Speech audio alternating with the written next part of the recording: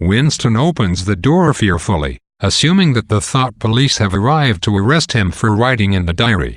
However, it is only Mrs. Parsons, a neighbor in his apartment building, needing help with the plumbing while her husband is away. In Mrs. Parsons's apartment, Winston is tormented by the fervent Parsons children, who, being junior spies, accuse him of thought crime.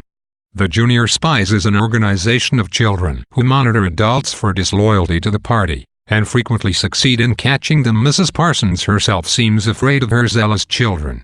The children are very agitated because their mother won't let them go to a public hanging of some of the party's political enemies in the park that evening.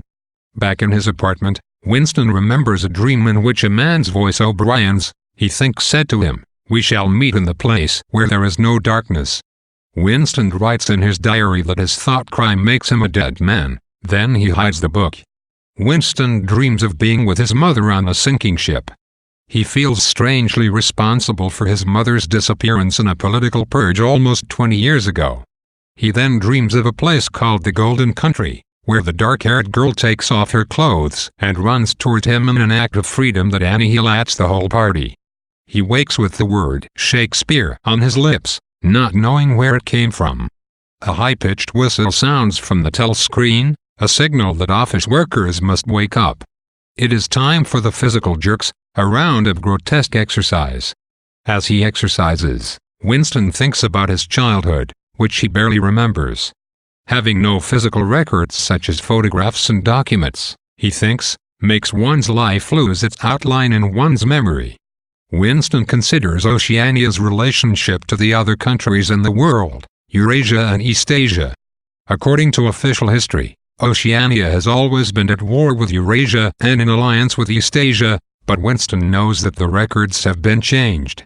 Winston remembers that no one had heard of Big Brother, the leader of the party, before 1960, but stories about him now appear in histories going back to the 1930s. As Winston has these thoughts, a voice from the telescreen suddenly calls out his name, reprimanding him for not working hard enough at the physical jerks. Winston breaks out into a hot sweat and tries harder to touch his toes. Winston's fatalism is a central component of his character. He has been fearing the power of the party for decades, and the guilt he feels after having committed a crime against the party overwhelms him, rendering him absolutely certain that he will be caught and punished. Winston only occasionally allows himself to feel any hope for the future.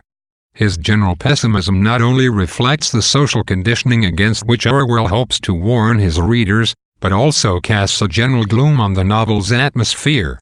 It makes a dark world seem even darker. An important aspect of the party's oppression of its subjects is the forced repression of sexual appetite.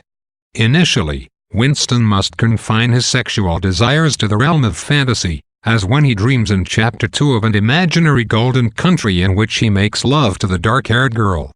Like sex in general, the dark-haired girl is treated as an unfathomable mystery in this section.